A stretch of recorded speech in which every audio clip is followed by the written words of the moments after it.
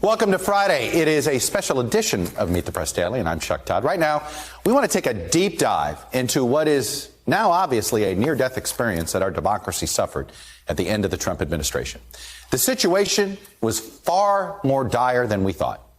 If that's even possible. This week, thanks to new reporting and the disclosure of hundreds of pages of White House and Justice Department emails, we now have our clearest picture yet of what was happening inside the Trump administration leading up to the January 6th attack on the Capitol.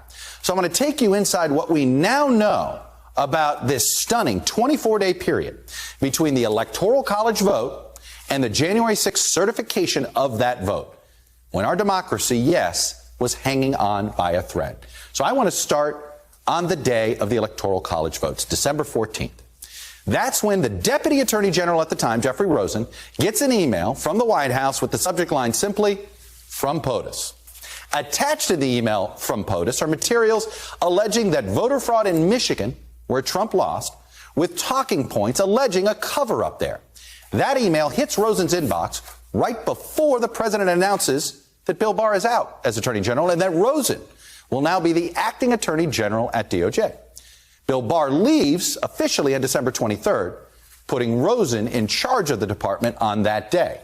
Well, I want to go a few days later, sixth day of Rosen as acting Attorney General, December 29th. He gets another email. This one is from Trump's White House assistant.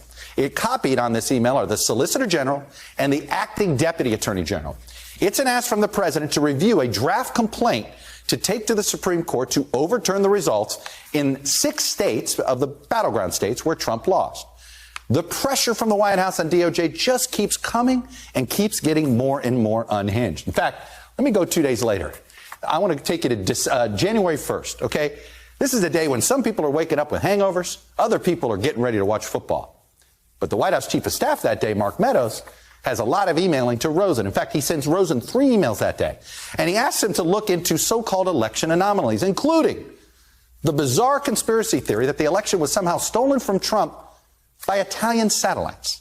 You heard that right. The White House Chief of Staff wanted the Department of Justice to look into an Italian satellite conspiracy theory.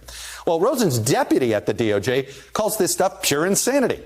Rosen himself asks, "Can you believe this?" He says he's going to ignore the White House's request. And so think about that moment. On January 1st, Rosen may have been one of the last remaining guardrails for our democracy. And remember, as this is all unraveling, the White House isn't only pushing the Department of Justice. So no satisfaction on January 1st. What happens the next day? January 2nd, the infamous phone call with Georgia Secretary of State, which we get the recording. Remember, go find the votes. Go find the votes needed to overturn the election results, so asked then President Trump. And it prompts the Secretary of State to essentially tell the president, we believe the data you have is wrong. And he bluntly tells him this. And now, when you look back on that second day of the year, the Georgia Secretary of State may have been one of the last remaining guardrails for our democracy. Let's go to the next day, January 3rd. This is the culmination of the stunning episode where Trump purportedly tries to oust Rosen, since Rosen won't do his bidding as acting AG, and install a gentleman by the name of Jeffrey Clark. This was the lone DOJ official, it appears, who had demonstrated a willingness to pursue Trump's conspiracy theories.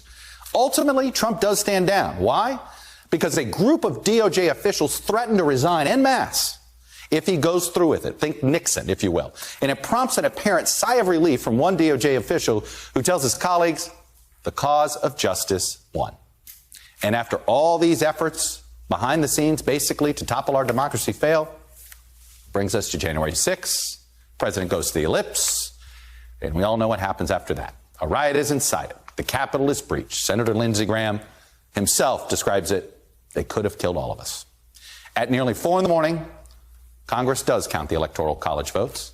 They certify Joe Biden as the winner, and democracy survives. But as you can see, it nearly didn't. Trump's effort to overthrow the 2020 election wasn't just tweets. He really tried. And a handful of people at the Department of Justice basically held strong. But it hung on by a thread.